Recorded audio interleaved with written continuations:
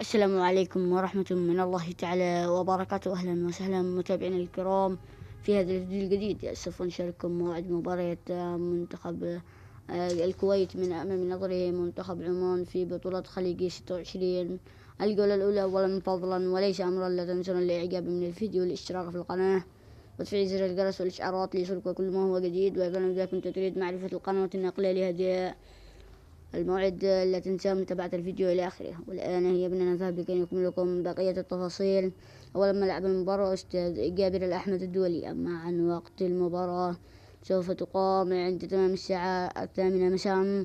مع عن تاريخ المباراة عام 2024 شهر 12 يوم 21 من شهر 12 السبت. ومع القنوات الناقلة أول قناة هي قناة دبي واحد الرياضية، المعلق عليها الرؤوف خليفة. أما عن القناة الثانية وهي قناة SSC المعلق عليها فارس عوض. أما عن القناة الثالثة وهي قناة الكويت الرياضية المعلق عليها غير مدرج. أما عن أبو ظبي وقنوات الكأس وشاهد في الرياضة. وإلى هنا سوف نكون قد أكملنا لكم هذا الموعد. نرجو من الجميع دعم الفيديو بالضغط على زر الإعجاب والاشتراك. والسلام عليكم ورحمة من الله تعالى وبركاته.